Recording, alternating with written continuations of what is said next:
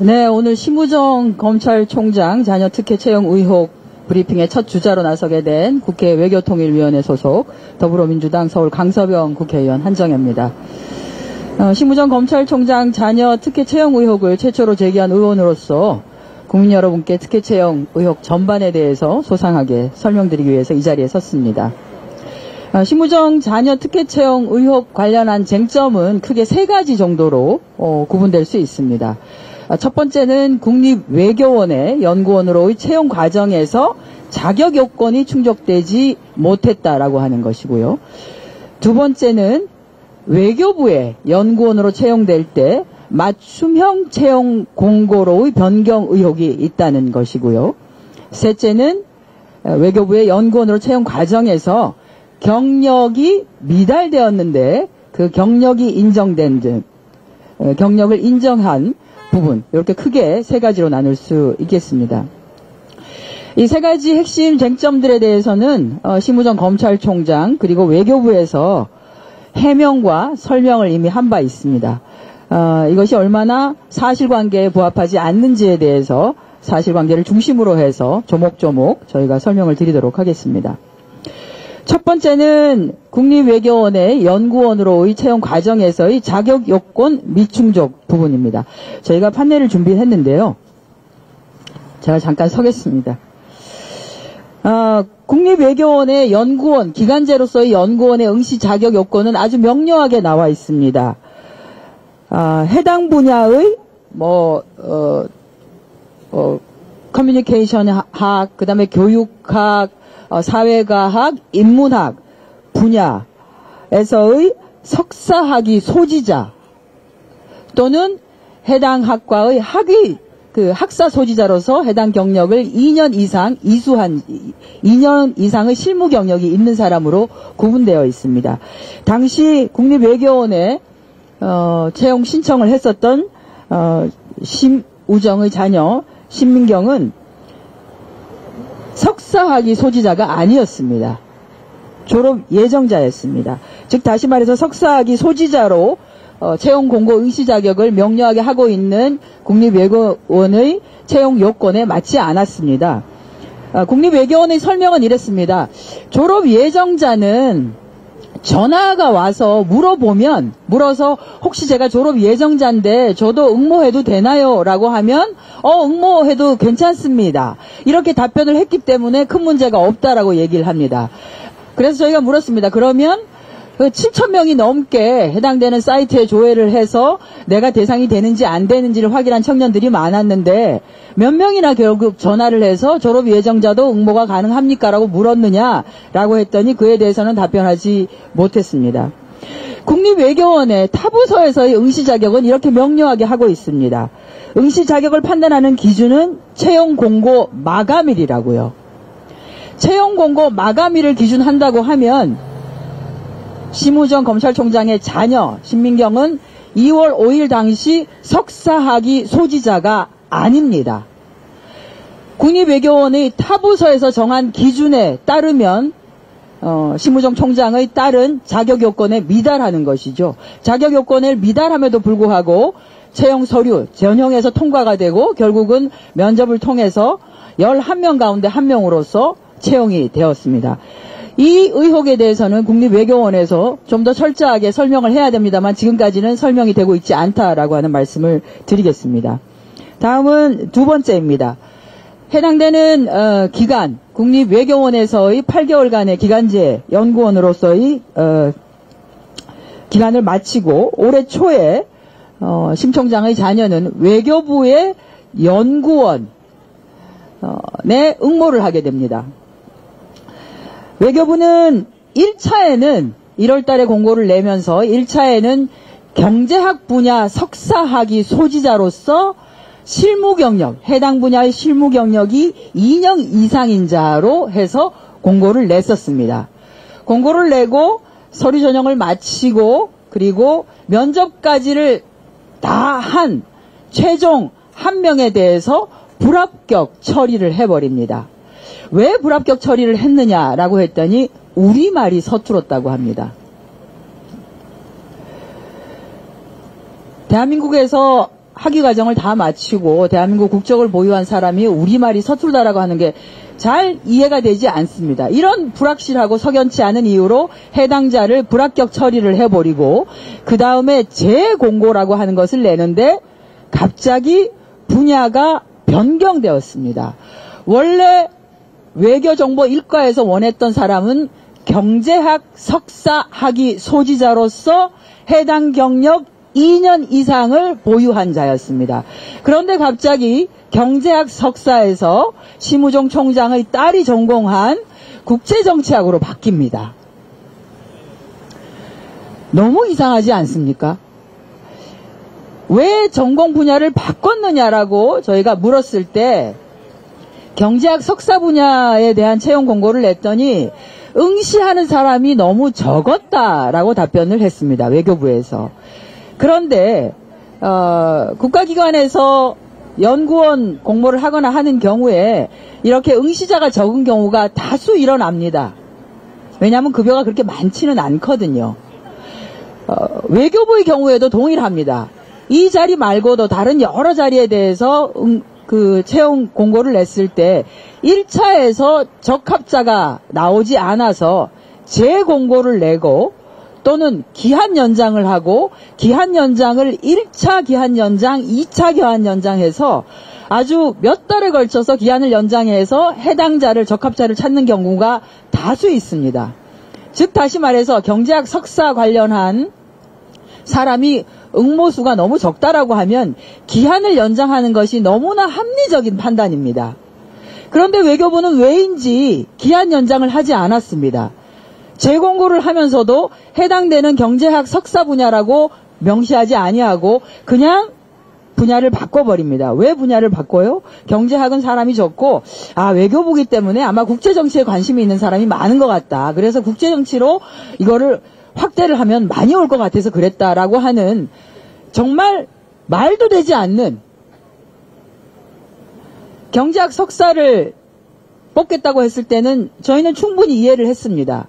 경제학 석사를 가진 사람 1명과 군사 방산 분야 석사 학위를 가진 사람 1명 이렇게 해서 2명을 뽑는 부분이었는데요. 그게 충분히 이해가 됐습니다. 왜냐하면 올해는 국제적으로 굉장히 많은 부분이 바뀌었습니다. 지난해 아시겠지만 트럼프가 당선이 되어서 국제 통상 분야 특히나 경제 분야에 굉장히 많은 새로운 흐름들이 나올 것이 너무나 당연하기 때문에 이 부분에 대해서 외교부가 집중을 해야 되니 연구원도 이쪽을 뽑자. 너무 당연하죠. 그죠? 이해가 되죠.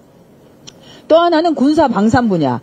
이게 아시겠지만 나토가 지금 형해화될 가능성이 너무나 크고 하기 때문에 나토에 소속되어 있는 많은 국가들이 EU 국가들이 이제 군사 방산을 우리 스스로가 방위에 대해서 우리 스스로가 해야 되겠다. 그래서 GDP의 1% 이상 2%, 3%, 4%까지 올리자라고 하면 무기와 관련한 수출 부분이 굉장히 커질 가능성이 충분히 있기 때문에 군사 방산 분야에 대해서 외교부도 충분한 인프라를 좀 갖춰서 서포트를 할 수 있어야 된다라고 하기 때문에 경제 분야에서 군사 방산 분야에서 연구원을 채용하겠다라고 하는 거는 누가 보더라도 합리적 판단이었다라고 하는데 갑자기 경제학 분야에서 정치 분야로 바꿔버립니다. 설득이 되지 않습니다. 어쨌든 국제 정치 분야로 분야를 바꿔서 공고를 하면서 심우정 검찰총장의 딸이 여기에 응모를 하고 최종적으로 채용 면접까지를 보고 지금 아마 이제 채용의 마지막 단계인 신원조회에 들어가 있는 것으로 알고 있습니다. 채용이 거의 끝났다고 보는 것이 최종적으로 선정이 된 최종적으로 합격 처리된 1명 이거 이제 신원조회가 끝나면 외교부로 출근을 하게 됩니다. 그 과정에서 좋습니다. 국제 정치라고 하는 분야에서 석사 과정을 석사 학위를 가진 것 그건 맞습니다. 그러면 경력이 해당되는 직무 관련한 부분에서 2년 이상의 경력을 가진 자로 되어 있기 때문에 그러면 2년이라고 하는 이 경력은 만족했는가를 우리가 조금 더 한번 깊이 들어가서 살펴볼 필요가 있습니다. 네. 1차 공고에서 경제 관련 석사학위 소지자에서 국제정치 분야로 석사학위 소지자로 바꿨다라고 하는 불분명한 이유가 있습니다. 심우경 총장의 딸도 이미 응시원서에서 본인이 제출을 했습니다만 응시원서에는 자기의 경력과 관련해서 이것이 경험인지 경력인지를 구분해서 내도록 되어 있습니다. 왜냐하면 요즘 워낙 취업 시장이 어렵고 채용 경쟁이 아주 극한에 있기 때문에 청년들이 굉장히 많은 경력과 경험을 소유하게 됩니다. 경력이 되진 않지만 내가 더 많은 경험이 있기 때문에 경력이 조금 부족하고 경력은 딱 그 정도이지만 그거 외에 플러스가 되는 경험이 많기 때문에 나를 좀 채용해 주십시오. 나에게 이러한 긍정적인 어드밴티지가 있습니다. 라고 하는 것들을 내세우기 위해서 경험과 경력을 구분해라. 라고 해서 응시원서상에는 경험인지 경력인지를 구분해서 제출하도록 했습니다. 그런데 아마 심청장의 딸은 본인이 했던 모든 것들을 경력에다가 포함한 것 같아요. 그러면 이게 경험이냐 경력이냐를 어떻게 구분하는 것이 가장 단순하게 볼 수 있는 거냐라고 하면 요즘 청년들이 얼마나 매섭습니까? 그리고 사람을 씀에 있어서 확실하게 노무 제공을 받는다라고 하면 급여를 제공하지 않을 수가 없습니다. 그래서 우리가 되게 경험과 경력을 구분할 때는 내가 그 일을 해서 4대 보험을 납부하는 급여를 받았는지 이렇게 되면 그거는 어떤 방식이든지 경력이라고 할 수 있습니다. 해당 분야의 경력인 것과는 별개로 경력이라고 볼 수 있습니다. 그런데 그것이 아니라 내가 급여를 받지 않고 이것은 좋은 기회니까 한번 경험을 쌓으세요 라고 하는 경우에는 돈을 받지 않더라도 내가 그 기회가 있었으면 좋겠습니다 라고 하는 경우에는 대개 이것을 우리가 경험이라고 합니다. 국회에도 인턴직이 있습니다. 그런데 이제 인턴직 중에서 급여를 받는 인턴직이 있고요. 예를 들어서 방학이라든지 이런 것들을 통해서 인턴 경험을 좀 하고 싶어요라고 하는 경우에는 급여를 받지 않더라도 제가 인턴 경험을 하면 좋겠습니다라고 하는 경우에는 급여를 받지 않습니다. 이렇게 두 개가 같은 명칭이라도 두 개로 나누어집니다. 외교부가 이것을 너무나 잘 알고 있습니다. 왜냐하면 외교부는 인턴십 공고를 하는데 급여를 주는 인턴십 제도를 운영하고 있기 때문입니다. 그러면 심청장의 딸이 내가 인턴을 했어요 라고 해서 써낸 그 경력에 대해서 급여를 받았는지 안 받았는지를 아주 쉽게 확인할 수 있습니다. 채용 과정에서 면접을 통해서도 문답을 통해서도 확인할 수 있습니다. 그런데 심청장의 딸이 했었던 그 인턴의 과정은 급여를 받지 않는 과정이었습니다. 언페이드라고 해서 이것은 국제기구이고 국제기구에서의 경험을 쌓는 것은 본인에게도 굉장히 큰 도움이 될 수 있으니 급여를 받지는 않지만 그리고 아주 중요한 업무를 하는 것은 아니지만 와서 한번 국제기구가 어떻게 돌아가는지를 보세요 라고 하는 것입니다. 근데 이것을 경력이라고 써냈습니다. 그리고 또 하나가 서울대학교 대학원에서 연구보조원 업무를 했다고 하는 건데 이것이 아주 경력 기간이 깁니다. 1년 10개월입니다. 그 1년 10개월이라는 기간 동안은 본인이 석사 과정에 있었던 기간입니다. 동일한 기간에 경력을 쌓는다고 했을 때는 채용을 담당하는 사람은 확인해야 되는 것이 뭐가 있냐면 이 경력 기간이 풀타임이었느냐 상근직인지 아닌지를 반드시 확인해야 합니다. 왜냐하면 우리가 상근이라고 할 때는 주 5일 근무 하루 8시간 해서 주 40시간을 기준으로 합니다. 그런데 합리적으로 생각해보면 석사 과정에 풀타임으로 학생으로 있는 사람이 그 과정을 똑같이 주 40시간 하루 8시간 이상을 근무하는 것은 거의 불가능하지 않겠습니까? 그래서 대개 학위 과정에 있는 사람들은 흔히 말하는 아르바이트, 파트타임으로 하죠. 파트타임이 될 가능성이 너무나 농후하기 때문에 정확하게 네가 일주일에 몇 시간을 그 업무를 했느냐를 묻고 시간에 비례해서 경력을 산정합니다. 이것은 기준이 있습니다. 가이드라인이 있습니다. 그런데 그렇게 하지 아니하고 써낸 것 1년 10개월이라고 하는 것을 그대로 경력으로 인정한 것이죠. 심 총장이 얘기했던 35개월의 경력을 나의 장년은 충족했다. 2년 이상이다라고 하는 것은 그겁니다. 국립외교원에서의 8개월, 그리고 서울대학교 국제대학원 국제연구소에서의 했었던 1년 10개월, 그리고 UN 가버넌스 센터에서 했었던 인턴십 과정 6개월, 그렇게 더하면 35개월입니다. 실질적으로 채용 시장에서는 경력을 산정하는 과정에서는 경력 산정이 되지 않거나 크게 봐주어서 그것을 경력으로 인정을 해준다 하더라도 시간제로 비례해서 인정을 해줘야 되는 것입니다. 그렇다고 하더라도 여기까지를 충족했다 하더라도 그러면 그 직무가 우리가 채용하려고 하는 그 직무와 연관성이 있는 경력이냐까지를 들어가 줘야 되는 것이죠. 이것을 하나도 만족하지 못했습니다.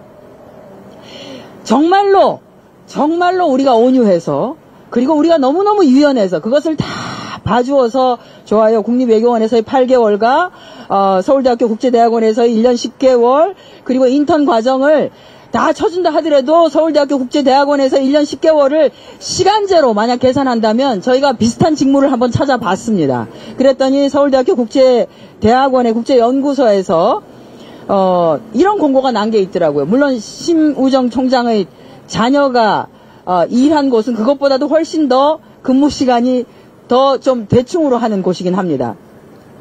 일주에 주 40시간 기준으로 했을 때 12시간 1.5일이고 급여를 60만 원을 받는 업무입니다. 저희가 확인했던 심 총장의 자녀가 일을 했었던 곳은 이것보다도 더 근무 시간이 들쭉날쭉 여기는 그것이 아니고 교수님이 일이 있다라고 했을 때 잠깐 와서 도와주면 되는 겁니다. 라고 하는 업무였습니다. 그런데 아주 봐줘서 비슷한 업무가 이거였다고 하더라도 1.5일이라고 하면 12시간을 기준으로 하면 1년 10개월이 아니라 6.6개월 정도를 봐줄 수 있습니다. 아주 크게 봐줘도. 그러면 국립외교원의 8개월과 여기서의 6.6개월과 좋습니다. 돈을 받지 않았지만 인턴십 과정, 사실은 인턴 과정도 아예 해주진 않지만 그 6개월까지를 한다 하더라도 말하는 24개월, 2년이 되지 않습니다. 20개월 정도입니다. 도대체 무슨 근거로 외교부는 다른 사람은 통과하지 못했던 그 좁은 바늘구멍과 같은 채용의 그 문턱과 그 구멍을 심 총장의 자녀에게는 정말로 걸어서 모두가 손잡고 들어갈 수 있을 정도의, 온 가족이 손잡고 들어갈 수 있을 정도의 큰 문을 열어준 것인가요? 저는 지금 채용시장에서 일자리를 찾기 위해서 고군분투하고 있는 120만 명의 청년들이 이것을 이해할 수 없다고 생각합니다. 이 외교부에서도 외교부 내에 타 부처의 경우에도 이렇게 되어 있습니다. 경력의 범위는 경력기간은 통상근로 전임 근무 주 40시간을 기준으로 하며 단시간을 했을 경우에는 기준에 비례하여 산출한 경력을 인정한다라고 이미 되어 있습니다. 왜 이번에는 그렇게 하지 않았죠? 왜